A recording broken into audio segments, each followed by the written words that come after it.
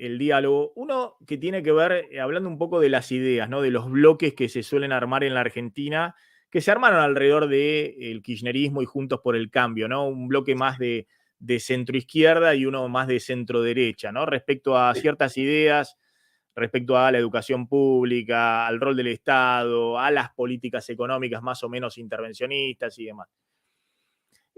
¿Vos ves que eso se reconfigura de alguna manera con la emergencia de Milei? Porque Milei también es un líder, si uno ve Trump, si uno ve Vox en España, Bolsonaro, del otro lado se arma también un bloque opositor a esos líderes muy grande, muy grande.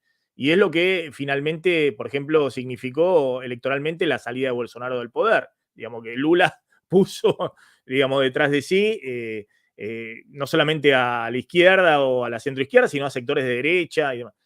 Lo mismo pasó con Pedro Sánchez en la última elección frente a Vox y al PP. Ahora, eso no está apareciendo hoy frente a Milei, como que Milei se mete en un callejón que le dejó la grita argentina, ¿no? Por eso vos decís, bueno, sale Monzó a decir, y es el primero que sale a decir, bueno, yo entre Massa y Milei me quedo con Massa por las ideas. Creo que también salió Leandro Santoro a decir, bueno, yo entre Bullrich y Milei jamás votaría a Milei.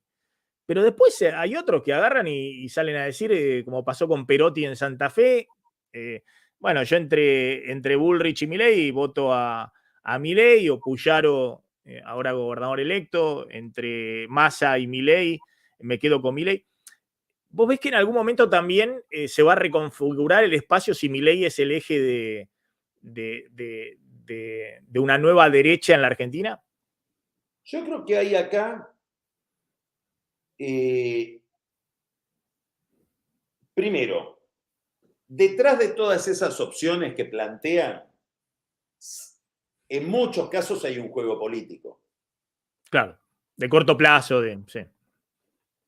Cuando Perotti dice, yo si tengo que elegir entre Milei, le está hablando al votante de Milei. Sí. Puyaro lo mismo.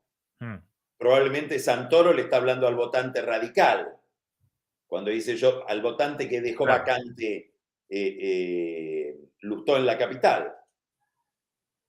Ahora, yendo al aspecto más estructural del tema, yo creo que Milei es una especie de...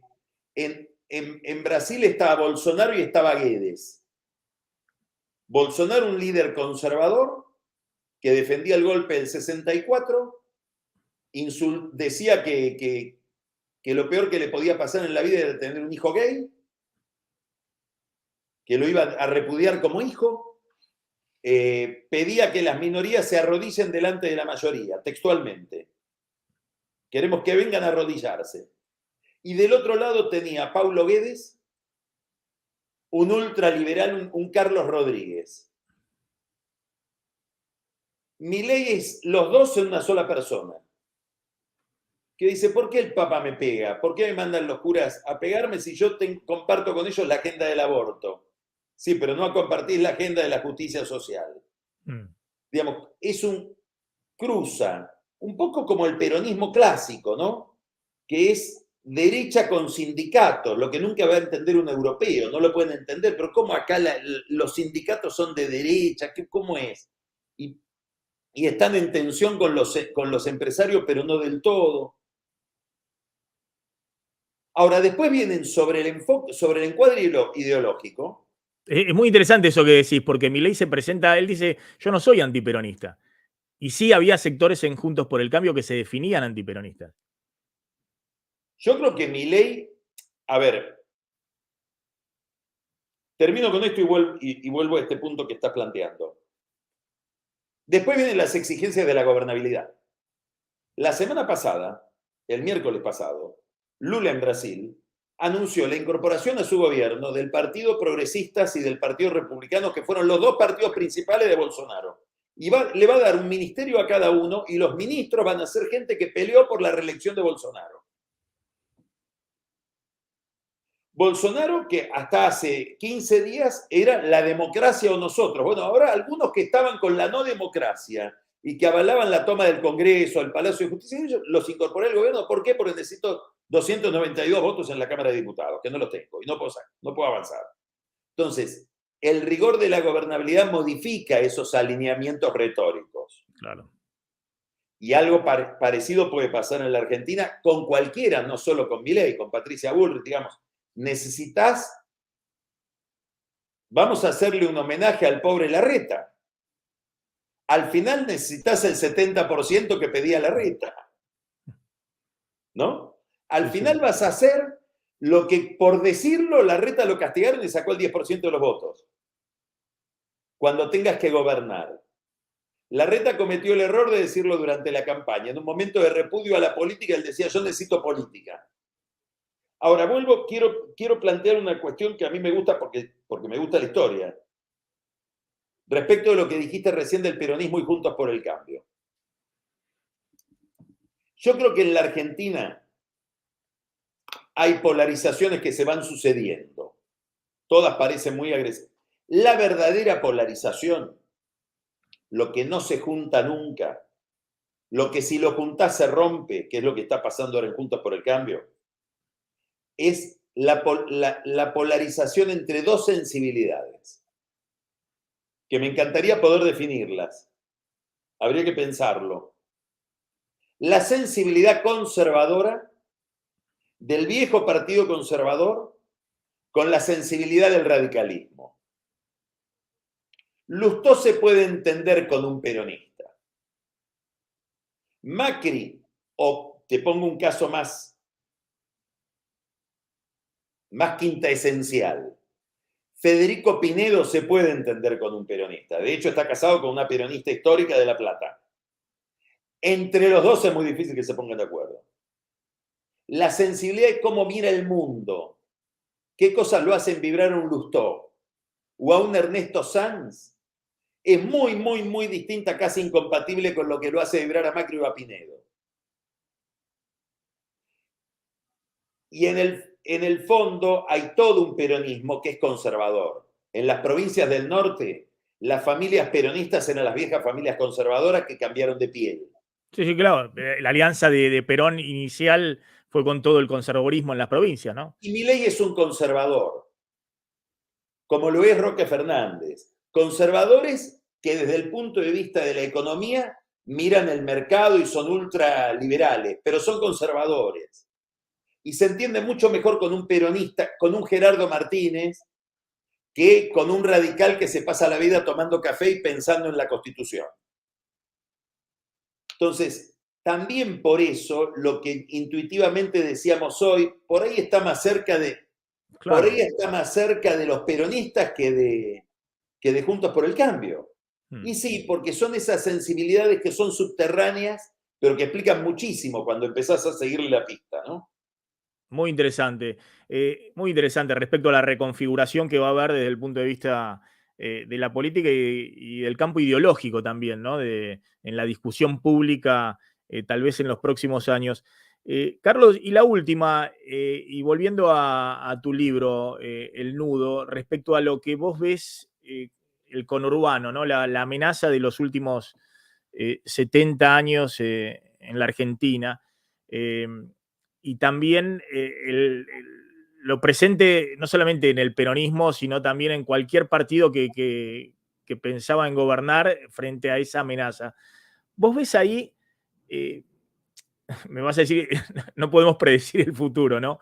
Pero ¿qué ves hacia adelante en términos de cómo incorpora en la modernidad la política al conurbano? Es decir, ¿cómo se piensa un país que obviamente tiene ahí un corazón que late muy cercano al poder, ¿no? Muy cercano a la Casa Rosada, a la toma de decisiones?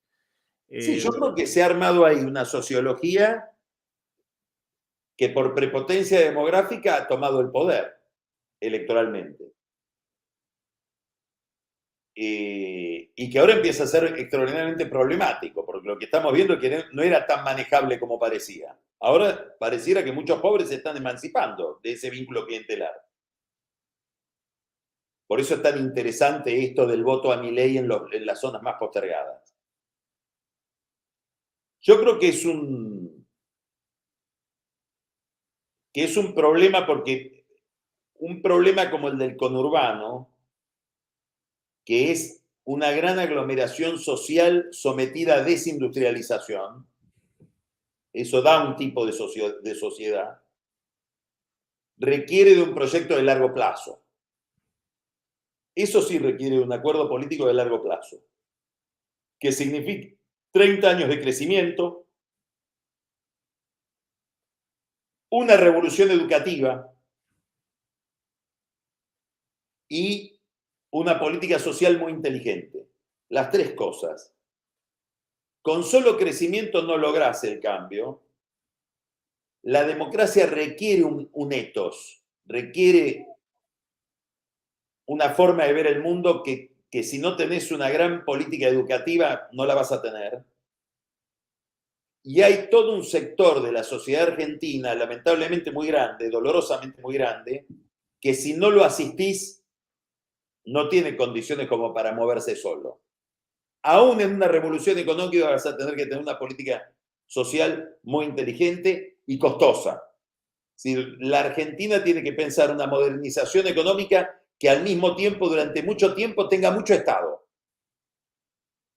Y un Estado inteligente, no este Estado que tenemos que me financia a mí y le quita plata al pobre. Es decir, le cobra el IVA de los alimentos para que yo pueda no pagar la luz en un lugar muy cómodo donde vivo. Entonces, esto requiere de un acuerdo político. Y acá voy a ir a algo que vos estuviste insinuando durante toda nuestra conversación y que es el gran problema. No terminaste de decirlo, a lo mejor porque te da miedo decirlo. A ver. Y es si la Argentina puede cambiar por un método distinto que no sea la catástrofe. Exactamente, muy bien puesto, sí, claro. Muy interesante, sí. Y el conurbano necesita un cambio que no sea una catástrofe, que sea racionalidad, que sea política. Ahí sí se necesita una gran reivindicación de la política. La política como la capacidad que tiene una sociedad de torcer el rumbo de una historia, de una inercia. Eso es la política. Y lo que está en crisis es la política en ese sentido. La política como capacidad proyectiva, como actividad que te permite pensar un futuro que te garantiza que el sacrificio que te pido hoy va a tener un resultado. Por lo tanto, lo hago. Y no nos vamos a estar comiendo todos contra todos porque no tengo futuro. Claro. Bueno, eso es lo que hoy hace falta y no lo vemos. La reacción que estamos o que tiene un grupo de gente frente a este problema es la destrucción. De Milei sabemos todo lo que quiere destruir, no sabemos qué quiere construir. Tal vez ni él lo sabe. Bueno, estamos en ese momento de la historia, complicado. Sí, está muy bien como lo planteas, ¿no? El tema este de si es solo rechazo o si hay también la esperanza. Yo creo que hay un poco de todo. También hay muchos que dicen, bueno, estoy tan cansado respecto a esto que si se prende todo fuego, bueno, que se prenda de una vez, ¿no? Que Claro, estalle sí, de una vez. sí. Y después se reconstruirá un Y nuevo adhiere orden. porque lo ve enojado, y como lo ve enojado se siente identificado y dice, este sí me entiende, y lo ve genuino. Sí. Y sí,